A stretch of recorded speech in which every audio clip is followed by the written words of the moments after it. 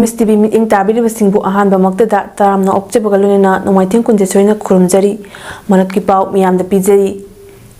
Manipur asi tongan ba China kaya fanglaba yumdang bana kaidang ba haiba lamdam ama oire India gi aran ba policy amadi tongan ba tragedy kaya na Manipur asi amamba khunai ama oheli haina kokomi gi coordinator Somendro Thokjomna fongdokre ngasi mayol na sinduna aikhoigi anauba langongi paujel puba lamsang khongsat haina mingthonba lamsang khongsat aduda saruk yakhiba amadi khongsat adubu mapung phana ba hotna bada mating pangkiba mipum khuding makta ikai khumna bu utpa oina major khulda leriba Manipur Press Club ta pangthokhiba thoromaduga mailena fongdokhibani thoromaduda kokomigi coordinator Somendro Thokjom Manipur Youth League ki convener Assam Prince amadi Long March for National Regeneration Organizing Committee ki Chairman N Chetana Tharonggi athoiba mithungen sing oina saruk yakhi Somendro na hai Indiana geopolitics tauna ba hotna bada Manipur da leriba micham miyam gi thawaibu baligi haming oina chijinaba si laibak thibani puwari da leihoraga da ba lamsang khongchat adu Manipur da chatnariba mong maril ta da ba lamchat saja sing asida aikhoi miyoiba khudingmaki maraiba nungsibagi nungda cheliba mairik asida mayol na chongshinduna miyoibagi anoba mawongda mareibak nungsiba miyoi kaya puthoknabagidamak chatkiba lamsang khongchat amani loinana Manipurda thokliba irang asi point ahomda athoba matamda loisinba yagani ahanbada India government na Manipurda leiriba miyamasi India gi citizen ama oina uba ngamlabadi Manipurda thokliba irang asi atenba matamda loisinba ngamgani su asi yumthangnariba lebak singa nongmai kapnadana India da pusinlakkibadagi su chatnakhibani Indiana geopolitics ki thorang paikhatpada Manipurda democracy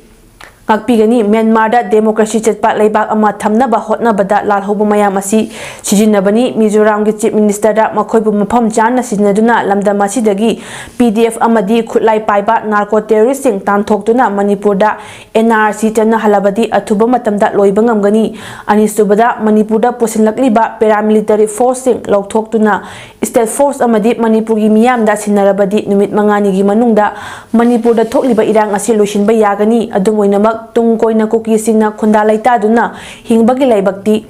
tambangamde ahum subada lisingamaga samapan yankhai mathoigi mamangda lairamba kuki sing asina mapandagi changliba kuki militant sing state force amadi Manipur miyamda support piduna makhoiput takthoklabadi tha hungi manungda irang asi loisinba yagani haina so fongdokhi miyoiba se khrimaki nungda maribak nungmagi koi mai jumadi lai hai maidi sida koi madik koira koi keno no mayo ni ta madik koira songthilga da ekoi miya gi moi de lai diwa maidi du moijau bi koi madik di bijau koran adugi film madu lak bi du ka satwa adu phongset ni hai ga anjage Nakalamurumda Thoromaduda saruk yaraduna Manipur Youth League Mayol gi convener Assam Prince na hai wakal manaba naha kaya punchinduna youth force ama sembangle haukiba chahi gi December kundagi hauduna chatliba chahi asigi January 4 fawba chatkiba lamsang khongchat adugi aroiba numita miyamda khanghankiba pointer adu tung koina lisang sitna chatnanaba thabak oina pangthoknaba sem saba lori haina su fongdokhi January tang open person manumit asida kun loktok sakiba antapal declaration adu pointer adu akoi madu thabak ontok sanabagi madugi tanja adu lawnaba question saba loijare akhangai sing ocha sing loinana akoi action planning atok jarakanda atubada akoi hairiba akoina pamjariba naunawo Manipur informative approach singakanda akoina anoba khunai ama sem ningnabagi adugi thabak thong singado adu bisangsina ontok sanaba question saba loijare Manipur da thokliba irang asi Youth of Manipur gi member sing faraga loshingani hairagadi Youth of Manipur gi member sing isani yana changjarage Manipur miyam gi awanba ama purakna bagidama numit 15 gi matam thariba asida tampakta irang hौbiganu haina Chief Minister na lauthokiba adugi mayokta Youth of Manipur gi maikidagi irang haunaba silakpa manba mawong asida Youth of Manipur gi maikidagi irang haugadaba leite haina Youth of Manipur gi member Laisram Anichandra na fongdokre ngasi Facebook page kanglei maparida Youth of Manipur gi member oriba Laisram Vidyananda Elias kanglei pak hakki khonjel ga manaba voice ama loni yadaba wahai kaya sisinaduna viral chalakpadagi Vidyananda bu police na fatna tongan ba IPC section kaya pankibagi matangda Youth of Manipur na sinduna Manipur Press Club ta pangthopa pangmisinga unaba amada fongdokibani Manichandra na ha Youth of Manipur gi member oriba Vidyananda bu haukiba January 13 da mayumdagi police na farga wahang pahang chatharaba matung laptop na chingba kaya laushinduna tawfam thopa tawraba matung February amada thadoraba matung nungan baga amuk police na wari sasi haina kauna tongan ba section kaya pankibani Vidyananda bu chingnabagi amuk faraga haujik fawba page asigi admin fadriba karigino ngasi fawba Youth of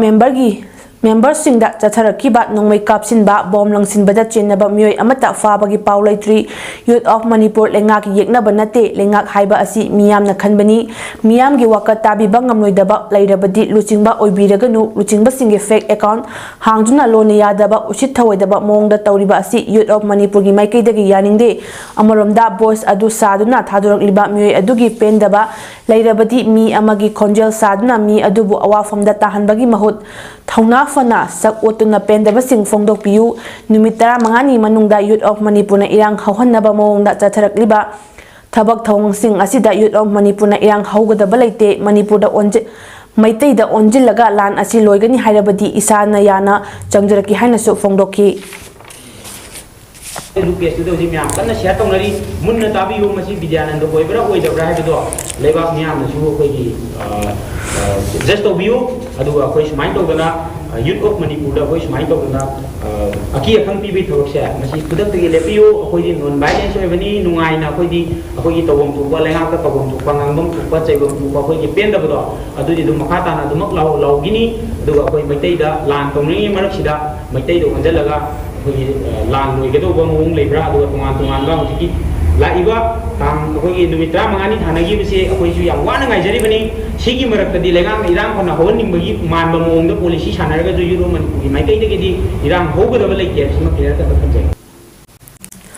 Haukiba chahi lisingani kulhumdogi me ahumdagi Manipurda chinkoki narco terrorist singna mitei singda atamnana landarakpadagi ireipak inam namasi kanabagi dama kol ngakliba aikogi naha kayagi punsi khanguthakta leikidraba aikogi naha sing asi ayambana lairaba nomagi shuraga chajaba michamiyam ngaktani chingkhong chingyada kol ngakliba ireipak iram damgi damak thawai pamu balaitna lanthengnariba aikogi naha sing asigi punchi lengak num ngakpi senbibaga lonena haujik thokliba lan asigi warishin athubada puraknaba hotnabiu natragadi lamdam asida lairabana lehaidraba ina khunbasingna khulingba lamdam ama soidina oheuragadra haibagi mi paiba pokle haina like minded group LMG Manipur gi publicity secretary Rakesh Naurim na fongdokre wafam masingasi ayuk LMG Manipur na haukiba January 13 khamilokta maitei singi khulngak liba aikogi naha singi acha thak amadi atei nomada changdraba yadraba potlam sing thiluraga halakbagi lambida laibak thiba accident ki thoduk amada kurai esigi manung chana leiba Kangla Sifai awang lekai dagi leikidrabi lail napam Bimola Devi chahi yangkai gi yumda chatuna lupa lising tara manga tengbang bangi khongchat amada LMG gi publicity secretary Rakesh Naurim na fongdoki bani Khongset aduda saruk yakiba member singna leikidrabi miyam gi luchingbi Bimola gi thawaina lairam lenda ingna chikna layuna ba ani tumina leptana ikai khomna basu utki Khongset aduga mai lenana group asigi publicity secretary Rakesh Naurim na makhata na fongdokibada khulnga pasingi mateng pangba chatluraga halakpagi lambida laibak thiba thoduk amadagi leikidrabi ima saklabi lailapam Bimola gi yumlei kai asisu onthokna fibam chadaba mawongda leiri kumja lisingani kolhumdogi me ahumdagi haurakliba lana sigi manungda mahangna maikai asigi Ima ibel kayaga ahing tumba chaba khangdana lebaki dama kathokna lakibi leikidrabi ima saklabi Bimola gi lehauriba machanupa ani gi dama khallaga Manipurda leibiriba maya paibi ima ibel singna supnadagi lupa amamamtang oirabasu lupa tara dang oirabasu mateng pangsintuna mahak leikidaba matamda imung asida thengna horiba awabasida kharadang oirabasu saru yaminasi mahaki imung ꯑꯁꯤꯒꯤꯅꯤ ꯍꯥꯏꯕꯗ ꯂꯩꯅꯔꯤꯕ ꯌꯨꯝ ꯑꯁꯤ ꯅꯠꯇꯅ ꯑꯇꯣꯞꯄ ꯂꯧ ꯏꯪꯈꯣꯜ ꯑꯃꯠꯇ ꯂꯩꯇꯦ꯫ ꯍꯤꯡꯕꯗ ꯀꯥ ꯍꯦꯟꯅ ꯋꯥꯔꯕ ꯏꯃꯨꯡ ꯑꯁꯤꯒꯤ ꯑꯆꯧꯕ ꯊꯧꯒꯥꯏ ꯄꯨꯔꯝꯕꯤ ꯏꯃꯥ ꯁꯛꯂꯕꯤ ꯑꯁꯤꯒꯤ ꯂꯥꯟꯅ ꯊꯧꯔꯝꯗ ꯃꯇꯦꯡ ꯈꯔꯗꯪ ꯑꯣꯏꯔꯕꯁꯨ ꯑꯣꯏꯅꯅꯕ ꯍꯥꯏꯗꯨꯅ LMG ꯃꯅꯤꯄꯨꯔꯅ ꯂꯨꯄꯥ 15,000 ꯑꯁꯤ ꯇꯦꯡꯃꯪꯖꯕꯅꯤ꯫ ꯀꯪꯂꯩꯄꯥꯛ ꯃꯤꯌꯥꯝꯅꯁꯨ ꯏꯃꯨꯡ ꯑꯁꯤꯗ ꯃꯤꯅꯨꯡꯁꯤꯒꯤ ꯃꯇꯦꯡ ꯄꯥꯡꯕꯤꯌꯨ꯫ ꯃꯅꯤꯄꯨꯔ ꯂꯩꯉꯥꯛꯀꯤ ꯄꯨꯛꯅꯤꯡ ꯆꯤꯡꯁꯤꯜꯂꯗꯨꯅ ꯃꯍꯥꯛꯅ ꯃꯈꯥ ꯇꯥꯅ ꯐꯣꯡꯗꯣꯛꯈꯤꯕꯗ ꯂꯥꯟ ꯑꯁꯤ ꯊꯥ 7 ꯍꯦꯟꯖꯤꯜꯂꯛꯂꯦ꯫ ꯂꯥꯟ ꯑꯁꯤꯒꯤ ꯋꯥꯔꯣꯏꯁꯤꯟ ꯄꯨꯔꯛꯅꯕ ꯑꯃꯗꯤ ꯑꯄꯨꯟꯕꯒꯤ ꯁꯛꯇꯝ ꯃꯥꯡꯊꯔꯛꯂꯤꯕ ꯃꯌꯥꯝ ꯑꯁꯤ ꯀꯟꯅꯕ ꯂꯩꯉꯥꯛꯅ ꯀꯟꯅ ꯍꯣꯠꯅꯔꯤ ꯍꯥꯏꯅ ꯒꯚꯔꯟꯃꯦꯟꯠ ꯑꯁꯤꯕꯨ ꯂꯨꯆꯤꯡꯂꯤꯕ CM N ꯕꯤꯔꯦꯟꯅ ꯃꯤꯌꯥꯝꯗ ꯍꯥꯏꯕꯤꯔꯤ꯫ ꯍꯧꯖꯤꯛꯇꯤ ꯆꯤꯟꯗ ꯈꯛꯇ ꯍꯥꯏꯕꯤꯕꯒꯤ ꯃꯍꯨꯠ ꯂꯥꯜꯁꯤꯒꯤ ꯋꯥꯔꯣꯏꯁꯤꯟ ꯑꯃ ꯄꯨꯔꯛꯇꯨꯅ ꯍꯧꯖꯤꯛ ꯍꯧꯖꯤꯛ ꯍꯤꯡꯂꯤꯕ, ꯍꯣꯔꯦꯟꯅ ꯀꯔꯤ ꯊꯣꯛꯀꯗꯒꯦ ꯇꯝꯕ ꯉꯝꯗ꯭ꯔꯤꯕ ꯆꯤꯡꯈꯣꯡ ꯆꯤꯡꯌꯥꯗ ꯈꯨꯜ ꯉꯥꯛꯂꯤꯕ ꯏꯆꯥ ꯏꯅꯥꯎꯁꯤꯡ, ꯌꯨꯝ ꯊꯥꯗꯣꯛꯂꯒ ꯏꯔꯩꯄꯥꯛ ꯏꯔꯝꯗꯝꯒꯤꯗꯃꯛ ꯂꯥꯟꯊꯦꯡꯅꯔꯤꯕ ꯏꯆꯥ ꯏꯅꯥꯎꯁꯤꯡꯒꯤ ꯄꯨꯟꯁꯤ ꯇꯝꯕ ꯉꯝꯂꯛꯇ꯭ꯔꯤꯕ ꯐꯤꯚꯝꯗ ꯂꯩꯔꯛꯂꯤꯕ ꯑꯁꯤ ꯑꯩꯈꯣꯏ ꯀꯌꯥꯝ ꯀꯨꯏꯅ ꯌꯦꯡꯗꯨꯅ ꯂꯩꯈꯤꯒꯗꯧꯔꯤꯕꯅꯣ ꯍꯥꯏꯕꯁꯤ ꯑꯆꯧꯕ ꯋꯥꯍꯪ ꯑꯃ ꯑꯣꯏꯔꯛꯂꯤ꯫ ꯃꯔꯝ ꯑꯁꯤꯅ ꯂꯩꯉꯥꯛꯅ ꯂꯥꯜ ꯑꯁꯤꯒꯤ ꯑꯔꯣꯏꯕ ꯋꯥꯔꯣꯏꯁꯤꯟ ꯑꯊꯨꯕꯗ ꯄꯨꯕꯤꯔꯛꯇꯨꯅ ꯃꯅꯤꯄꯨꯔ ꯑꯁꯤ ꯑꯃꯨꯛꯇꯪ ꯃꯍꯧꯁꯥꯒꯤ ꯆꯤꯡ ꯄꯥꯠ ꯇꯨꯔꯦꯜ, ꯁꯅꯥꯂꯩꯕꯥꯛ, ꯀꯪꯂꯩꯄꯥꯛ, ꯏꯕꯨꯙꯧ ꯄꯥꯈꯪꯕꯒꯤ ꯂꯝꯗꯝ, ꯃꯥꯂꯦꯝꯅ ꯁꯛꯈꯪꯅꯔꯤꯕ ꯂꯝꯗꯝ ꯑꯁꯤꯒꯤ ꯃꯍꯧꯁꯥꯒꯤ ꯐꯤꯚꯝꯗ ꯍꯟꯖꯤꯟꯍꯟꯅꯕ ꯂꯩꯉꯥꯛꯅ ꯑꯊꯨꯕꯗ ꯍꯣꯠꯅꯕꯤꯌꯨ ꯐꯣꯡꯗꯣꯛꯈꯤ꯫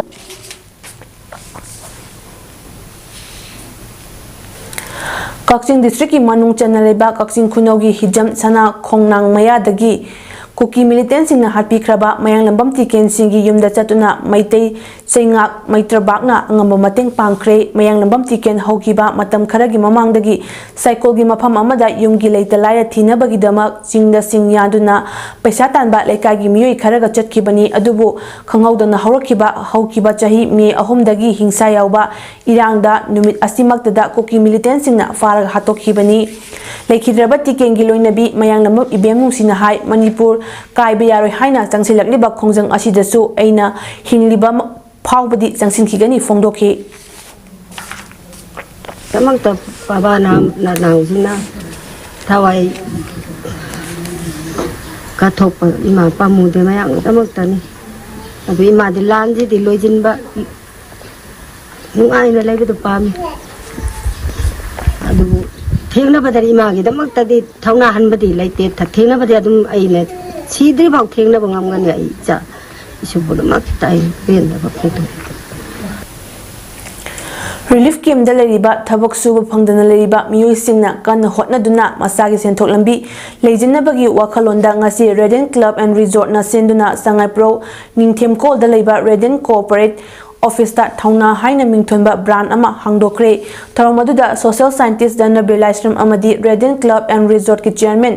ꯅꯦꯄ꯭ꯔꯝ ꯔꯣꯃꯤꯌꯣꯅ ꯑꯊꯣꯏꯕ ꯃꯤꯊꯨꯡꯂꯦꯟꯁꯤꯡ ꯑꯣꯏꯈꯤ꯫ ꯊꯧꯔꯝ ꯑꯗꯨꯒ ꯃꯔꯤ ꯂꯩꯅꯅ ꯔꯦꯗꯦꯟꯠ club and ꯔꯤꯖꯣꯔꯠꯀꯤ chairman Nepram ꯔꯣꯃꯤꯌꯣꯅ ꯐꯣꯡꯗꯣꯔꯛꯄꯗ relief ꯀꯦꯝꯞꯇ ꯂꯩꯔꯤꯕ ꯃꯤꯑꯣꯏꯁꯤꯡ ꯑꯃꯗꯤ ꯊꯕꯛ ꯐꯪꯗ꯭ꯔꯤꯕ ꯅꯍꯥꯁꯤꯡꯗ ꯃꯁꯥꯅ ꯍꯩꯖꯕ ꯄꯣꯠꯆꯩꯁꯤꯡ ꯄꯨꯊꯣꯛꯇꯨꯅ ꯁꯦꯟꯊꯣꯛ ꯂꯝꯕꯤ ꯂꯩꯅꯕꯒꯤ ꯋꯥꯈꯜꯂꯣꯟꯗ ꯊꯧꯅꯥ ꯍꯥꯏꯕ ꯕ꯭ꯔꯥꯟ ꯑꯁꯤ ꯄꯨꯊꯣꯛꯇꯨꯅ ꯃꯈꯣꯏꯅ ꯁꯥꯔꯤꯕ ꯄꯣꯠꯂꯝꯁꯤꯡ ꯑꯁꯤ ꯀ꯭ꯋꯥꯂꯤꯇꯤ ꯂꯩꯅ ꯌꯣꯜꯍꯟꯕꯒꯤ ꯄꯥꯟꯗꯝꯅꯤ꯫ ꯇꯨꯡꯗ ꯍꯧꯔꯛꯂꯤꯕ ꯅꯍꯥꯁꯤꯡꯗꯁꯨ ꯍꯦꯟꯅ ꯊꯧꯅꯥ ꯍꯥꯞꯇꯨꯅ ꯃꯁꯥꯗ ꯍꯣꯠꯅꯍꯟꯅꯤꯡꯕꯒꯤ ꯏꯅꯣꯠ ꯑꯩꯈꯣꯏꯅ ꯍꯥꯞꯄꯤꯒꯗꯕꯅꯤ꯫ ꯊꯧꯅꯥ ꯍꯥꯏꯔꯤꯕ ꯃꯐꯝ ꯑꯁꯤꯗ ꯍꯦꯟꯂꯨꯝꯒꯤ ꯑꯣꯏꯕ ꯄꯣꯠꯆꯩꯁꯤꯡ ꯑꯃꯗꯤ ꯁꯔꯐ, ꯗꯤꯁꯋꯥꯁꯅꯆꯤꯡꯕ ꯄꯣꯠꯂꯝꯁꯤꯡ ꯐꯪꯍꯟꯒꯅꯤ꯫ ꯃꯤꯌꯥꯝꯅꯁꯨ ꯄꯨꯛꯅꯤꯡ ꯊꯧꯒꯠꯄ ꯑꯣꯏꯅ ꯄꯣꯠꯂꯝꯁꯤꯡ ꯑꯁꯤ ꯂꯩꯕ ꯂꯥꯛꯄꯤꯌꯨ ꯍꯥꯏꯈꯤ꯫ ꯄꯥꯝꯒꯗꯒꯦ ꯑꯗꯨꯒ ꯇꯨꯡ ꯀꯣꯏꯅꯁꯨ ꯊꯕꯛꯁꯤ ꯁꯨꯔꯒꯗꯤ ꯑꯩꯈꯣꯏ ꯏꯀꯣꯅꯣꯃꯤꯁꯤ ꯍꯥꯏꯕꯒꯤ ꯋꯥꯔꯤ ꯍꯧꯖꯤꯛ ꯏꯟꯃꯦꯠ ꯈꯪꯗꯦ ꯏꯟꯃꯦꯠ ꯅꯠꯇꯕꯁꯤꯡꯁꯨ ꯊꯕꯛ ꯁꯨꯐꯝꯁꯤ ꯂꯩꯇꯦ ꯍꯥꯏꯇꯥꯔꯦ꯫ ꯃꯅꯤꯄꯨꯔꯗ ꯌꯥꯝ ꯏꯟꯗꯁꯇ꯭ꯔꯤꯒꯤ ꯑꯣꯏꯕ ꯑꯆꯧꯕ ꯔꯤꯚꯣꯂꯨꯁꯟ ꯑꯃꯗꯤ ꯗꯔꯀꯥꯔ ꯂꯩ ꯍꯥꯏꯕꯁꯦ ꯑꯩꯈꯣꯏꯅꯁꯨ ꯑꯗꯨꯝ ꯎꯖꯩ ꯑꯦꯖ ꯑꯦ ꯌꯨꯠ ꯑꯃ ꯑꯣꯏꯅ ꯑꯦꯖ ꯑꯦ ꯏꯟꯇꯔꯄ꯭ꯔꯅꯔ ꯑꯃ ꯑꯣꯏꯅꯁꯨ꯫ ꯑꯗꯨꯅ ꯃꯁꯤꯁꯤꯡꯁꯤ ꯑꯩꯈꯣꯏ ꯁ꯭ꯋꯥꯏꯁꯤꯗꯒꯤꯁꯨ ꯑꯣꯄꯣꯔꯆꯨꯅꯤꯇꯤ ꯑꯃ ꯂꯧꯕ ꯌꯥꯅꯤ ꯍꯥꯏꯕꯗꯨꯒꯤ ꯋꯥꯈꯜꯂꯣꯟꯗ ꯑꯩꯈꯣꯏꯅꯁꯨ ꯇꯧꯖꯩ꯫ ꯊꯧꯅꯥꯁꯤ ꯑꯩꯈꯣꯏꯅ ꯃꯁꯤꯒꯤ ꯕ꯭ꯔꯥꯟꯁꯤ ꯄꯤꯔꯒ ꯄ꯭ꯔꯗꯛꯀꯤ ꯆꯣꯏꯁꯁꯤꯃ ꯂꯩꯔꯒ ꯄꯥꯕ꯭ꯂꯤꯛꯇ ꯄꯥꯝꯅꯕ ꯍꯦꯟꯅ ꯃꯗꯨꯒꯤ ꯀ꯭ꯋꯥꯂꯤꯇꯤ ꯑꯃꯁꯨꯡ ꯀ꯭ꯋꯥꯟꯇꯤꯇꯤꯁꯤꯗ ꯀꯃꯥꯏꯅ ꯄꯨꯊꯣꯛꯀꯗꯒꯦꯁꯦ ꯑꯩꯈꯣꯏꯅ ꯇꯁꯦꯡꯅ ꯇꯧꯔꯒ ꯃꯐꯝ ꯑꯃꯒ ꯑꯃꯔꯣꯝꯗ ꯁꯣꯁꯤꯌꯦꯜ ꯁꯥꯏꯟꯇꯤꯁꯠ ꯙꯅꯕꯤꯔ ꯂꯥꯏꯁ꯭ꯔꯝꯅ ꯍꯥꯏ ꯏꯟꯃꯦꯠꯁꯤꯡꯅ ꯁꯥꯔꯤꯕ ꯄꯣꯠꯂꯝꯁꯤꯡ ꯑꯁꯤ ꯕ꯭ꯔꯥꯟ ꯑꯣꯏꯍꯜꯂꯒ ꯀ꯭ꯋꯥꯂꯤꯇꯤ ꯃꯦꯟꯇꯦꯟ ꯇꯧꯗꯨꯅ ꯌꯣꯟꯕꯤꯕꯒꯤ ꯋꯥꯈꯜꯂꯣꯟ ꯂꯥꯛꯂꯤꯕ ꯑꯁꯤ ꯏꯟꯃꯦꯠꯁꯤꯡꯗ ꯃꯇꯦꯡ ꯄꯥꯡꯕꯅꯤ꯫ ꯏꯟꯃꯦꯠꯁꯤꯡꯒꯤ ꯁꯦꯟꯃꯤꯠꯂꯣꯟꯗ ꯈꯔ ꯐꯒꯠꯅꯕ ꯔꯦꯗꯦꯟ ꯒ꯭ꯔꯨꯞꯅ ꯑꯁꯤꯒꯨꯝꯕ ꯋꯥꯈꯜꯂꯣꯟ ꯈꯜꯂꯛꯂꯤꯕ ꯑꯁꯤ ꯊꯥꯒꯠꯂꯤ꯫ ꯏꯟꯃꯦꯠꯁꯤꯡꯅ ꯁꯥꯖꯔꯤꯕ ꯄꯣꯠꯂꯝꯁꯤꯡ ꯑꯁꯤꯁꯨ ꯍꯦꯟꯅ ꯊꯧꯅꯥ ꯂꯩꯗꯨꯅ ꯍꯦꯟꯅ ꯍꯣꯠꯅꯅꯤꯡꯕꯒꯤ ꯑꯄꯥꯝꯕ ꯐꯥꯎꯔꯛꯀꯅꯤ꯫ ꯃꯁꯤꯗ ꯃꯅꯤꯄꯨꯔꯗ ꯂꯩꯔꯤꯕ ꯃꯤꯌꯥꯝꯅꯁꯨ ꯄꯨꯛꯅꯤꯡ ꯊꯧꯒꯠꯇꯨꯅ ꯆꯥꯎꯈꯠꯄ ꯃꯅꯤꯄꯨꯔ ꯑꯃ ꯑꯣꯏꯕꯗ ꯃꯇꯦꯡ ꯄꯥꯡꯃꯤꯟꯅꯁꯤ ꯍꯥꯏꯈꯤ꯫ ꯑꯩꯈꯣꯏꯒꯤ ꯇꯥꯕꯤꯕ चे साब कंपनी तो मतलब ये की करने की वो या तो पिछला ऑफिस तो चाव करने में मिलने की जगह पार्ट टाइम वो मुझे ठोक कर पिछले लगा या मैं लगा था बा कोई तो मुझे सही लोग मतलब हम चाव पार्ट में मत सोई तो वही है तो नहीं कि सोई तो बल्कि आप खाना बदो या हम लोग कॉम्पिटिशन भी करवा अभी इंडिया का ये इंडिया में वो नहीं से मतलब मतलब पार्टी में अभी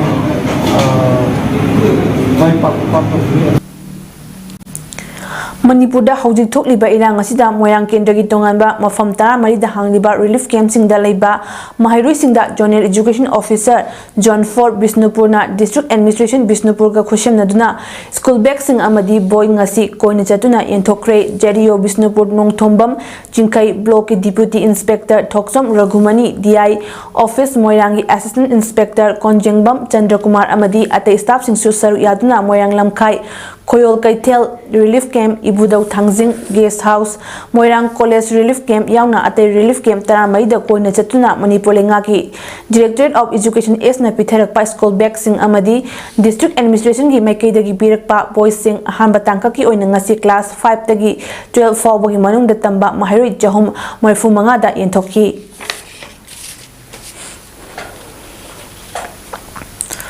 Manipur ki tongan ba afam kaya da hangliba relief camp singi volunteer oina leiriba mioi singi oiba policy ama government na athuba matamda sembiba pami Manipur lengak na relief camp ta leiriba mioi sing karamba matam fawba thamki gani haina Thangmaiban United Club ki president Pratap Lesang thimna lengaki mathakta hanglakli wafam masing asi Thangmaiban Thau ground da hangliba relief camp ta changjafam loduna leiribi kangbaidagi masagi chahi Marfutara mga suraba sapam Jamini Laikidabagi matangda pangmisinga unaba amada fungdokibani Pratap Nahai Laikidraba mioi asigi asingba horofamasi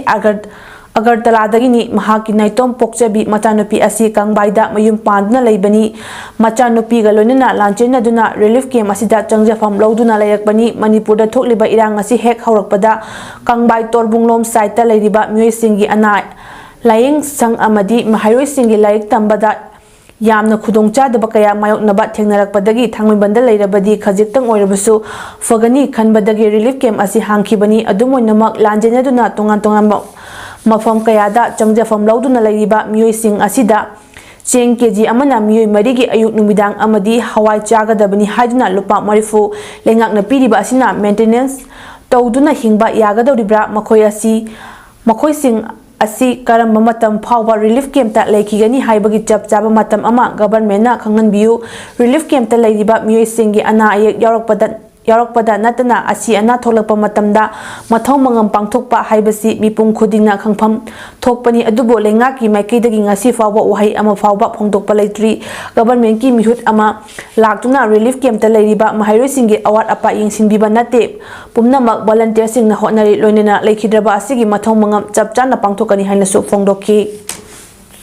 miyam da laukthokpi aduga thangbadabo oiragana tha ani humgi awali basigi awat apasi yenaga policy se mathang simbira kanadi hariba relief camp keno se pena leigani amasung mayum laitramina makoi gi penjadaba nungaijadaba mayam faure aduna inmate ka aduga akoi gi volunteer mayam gasu masigi nungainadaba put amasu haidi akoi gi nataba atop mafam dasu penadaba gi kholaw lakani habisini ai thamji Maraki pau pijaba matang asida lo shinjari meeting tabi bisingbo amuka hana kurumjari